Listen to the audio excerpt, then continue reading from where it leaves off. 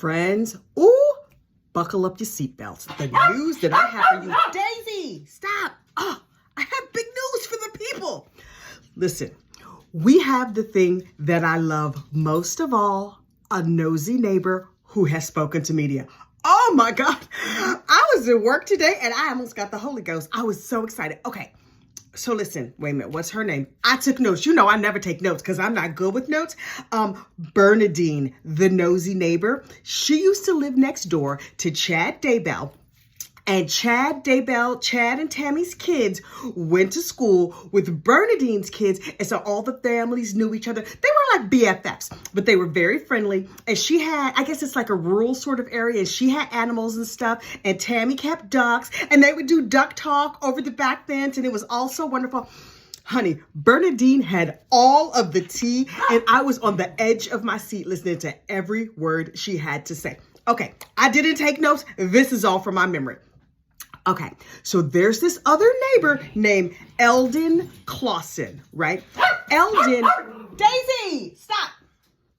Eldon sold Chad the life insurance that he bought for Tammy. Okay, so Eldon apparently was also a very nosy neighbor, and he was in everybody's business. Now, keep in mind, this is a very rural community, so people had sheep and they had goats and they had whatever, and they're out there in Idaho, and they're all about like being self-sufficient and living off the land and all of that. Listen, all of my food needs to come from the ShopRite. I go right on down to the ShopRite. I'm not trying to kill nothing for dinner unless it's like a tomato or something like that, but not killing livestock. But these folks had big freezers, and so they would raise some goats, slaughter some goats, and put the meat in the freezer. That's all wonderful. Only the problem is that Eldon, the nosy neighbor, would come. Everybody, they're all Mormons, right? It's Rexburg. Apparently, everybody in Rexburg is Mormon. So everybody would go to church on Sunday, except for Eldon was apparently a backslider, so he didn't go to church that much. He would be like, looks like it's about time for everybody to be at morning services. And then he would just go house to house to house, and he would steal everybody's food. He would come home with like a big leg of lamb. He would come home with some goat. He was just taking everybody's everything. He was in everybody's business. If you was digging a hole, he was sitting at the back of his field, looking over into your field to see what was going on. That is hilarious. Also, that would make me want to kill him. But apparently, the neighbors started complaining about him down at their local ward. That's like where they go to church.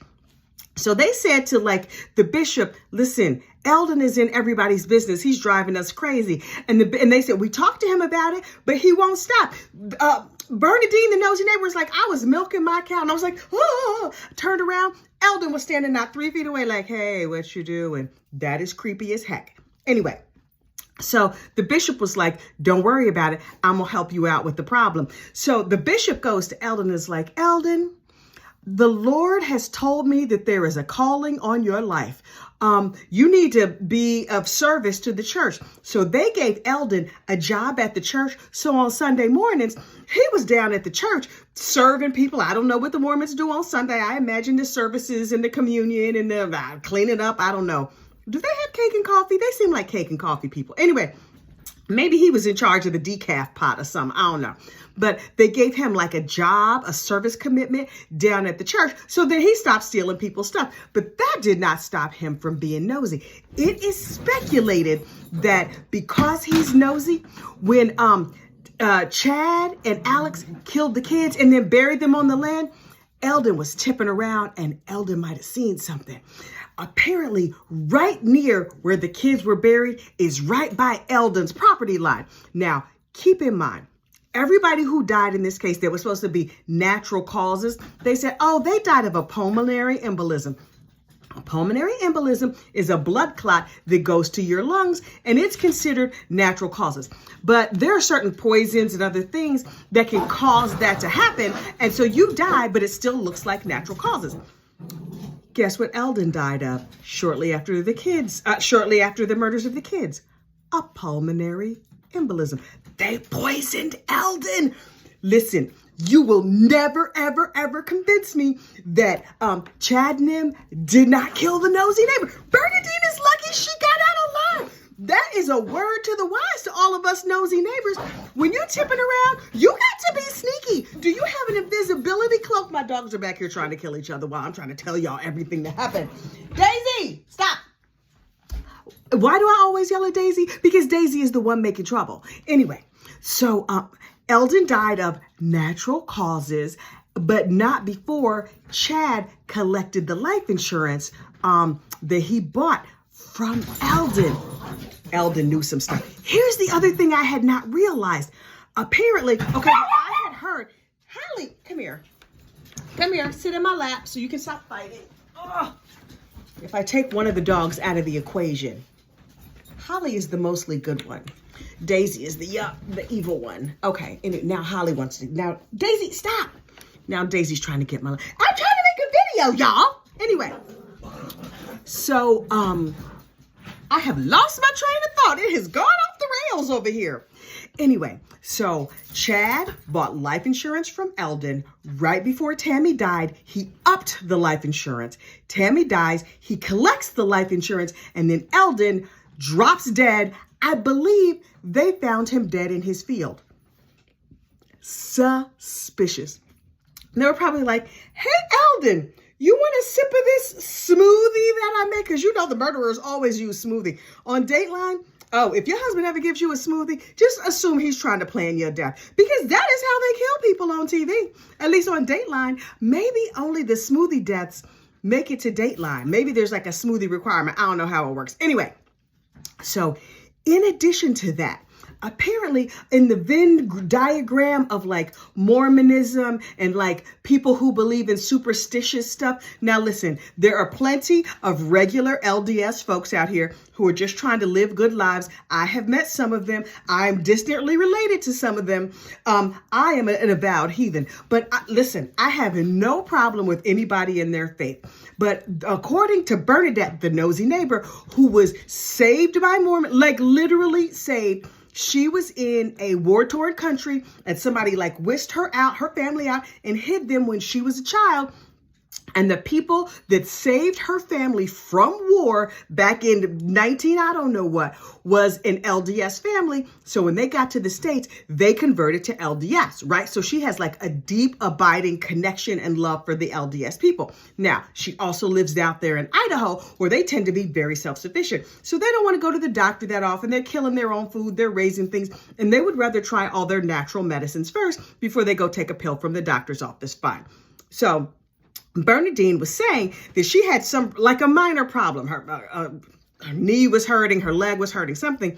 And this lady from her ward, that's her church, was like, oh, if you use this like spiritual kind of healing thing, you create the right conditions and the body will heal itself. So she joined this group where everybody was off like creating the right conditions so their body could heal itself. And then the next thing you know, they went all the way to the left and they're like, oh, I healed that one and I healed that one and I healed that one.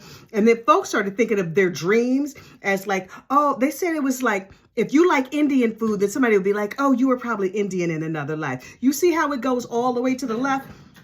People who were normally regular people, some of them are more susceptible to the crazy. So the ones up there in Rexburg, apparently, because it's such an insular community, when one person goes crazy and then they are able to attract their friends and relatives or whatever, apparently Chad and Lori had a huge following. Huge. We hear about Chad and Lori and we hear about one or two others, but a whole bunch of people apparently moved to Rexburg on the word of Chad and Lori, feeling like, oh, well, this is going to be the staging ground for the end. And we're part of a vow and we're part of all these other groups. I had no idea that they were a huge, huge thing. And Bernadine was like, now, listen, it started getting too strange for me. Everybody was talking about their past lives and their powers and how they had all of the this and the that. And she said it became a very us versus them kind of society, like the people who believed in Chad and the people who didn't. So when Bernadine and others went to raise the alarm, including Chad's sister-in-law, a bunch of people lined up against her like, nope, Chad is doing good things. He's our leader. But apparently once those bodies were found, child, folks scattered like roaches. She's like, you know how when you turn the light on and the roaches scatter away? All of a sudden, all kinds of people moved out of town. Folks had moved to Idaho to be close to Chad because they also believed, like Chad did, that we were in our last days or whatever. And when the murders went down, everybody got out of town. So quiet as it's kept, this was a very big religion, and there may be other murders that we don't know about because, according to Bernadine, and also there's, who's the lady, the Reverend Serafina Donna, she said something about this too. That psychic lady is weird as heck, but she has some interesting information. Anyway, she was talking about the Mormon conspiracy. Nosy neighbor Bernadine said that up there in Rexburg, she's like, I'm watching this Murdoch case. Now, keep in mind, her interview that she gave with Hidden True Crime, I'm going to have to post a link to the interview with Nosy neighbor Bernadine. It is so good. Nosy neighbor Bernadine a year ago was watching the Murdoch thing, and she's like, that's like Rexburg. Everybody knows everybody. So if something bad happens, they have the ability to sweep it under the rug. Bernadine said that her daughter was abused in an intimate way. You know, certain words you can't say on the YouTubes. But her daughter was abused by a high school coach. But because the coach was a good religious man, they just swept it under the rug. And because her daughter was like 15 or 16, instead of saying it was abuse, they were like, oh, the two of them were having an affair. That is wrong, wrong, wrong. Well, Bernadine just up and moved out of town because she's like, I've had enough of this foolishness. But apparently, her adult daughter now still lives there in town. Bernadine had 9 children. That's a lot of kids. But she said she told her kids, y'all don't have to go through all this. Live your life, live a good, moderate life, have 1 or 2 kids, be Mormon if you want to, don't be Mormon if you don't want to. It's all good. Don't go crazy with all of the nuts and the secret lives and the past lives and all the everything else. Anyway, this interview with Bernadine the Nosy Neighbor was featured on Hidden True Crime podcast. That is the podcast with like forensic psychologist, and his wife is a journalist, and they come together. I'll have to post the link because Chad Daybell's neighbor. And then after that stopped playing, then an interview popped up with Lori's nephew. Oh, the whole family is coming out now. Everybody got a whole mouthful of everything to say. They're like, I know this is a podcast that you just put together with like some string and some chewing gum and some glue, but I'm going to go on your podcast. The podcaster was sitting in his car interviewing the dude. I was like, oh, everybody got something to say now. Anyway, in addition, today in court, apparently some of Lori's DNA was found on the duct tape that was associated with J.J. Vallow's body. Okay, so they're getting closer to wrapping this whole thing up. I'm still wanting to hear from Garth, Chad Daybell's son, and really I feel like there's already enough evidence. And here's the thing, Lori's defense, they have clearly given up. They have thrown their legs up in the air like a dead cockroach, and they have just given all the way up. The DNA person got up there today and was like, okay, here's the DNA, and this is how we prove it's the DNA. And her lawyer got up and was like, DNA, I mean, do people really believe in that? It doesn't seem very likely. And the DNA lady was like, yeah, 1 in like 100 quadrillion billion people, it could be Lori. And he was like, right, but it could also not be her too, right? And the lady was like, no. And he was like, okay, thank you, and sat down. They're just not even trying no more. They're already planning their vacation for after this. You know they are public defenders. They're not public defenders, but they took this case pro bono. They're making 35 cents off this case. Now they're pretty clear that their house is not going to be firebombed because it's pretty clear she's going to get convicted. So they just like, passing the time. Can we get a tuna sandwich today? Should I get the turkey? You know, I had the turkey yesterday. It was nice and lean. Maybe some pastrami. He just planning lunch.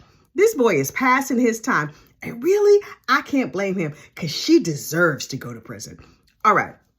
I have to go and get myself ready for this evening's tape drop so I can hear what happened in court today, like all of the details.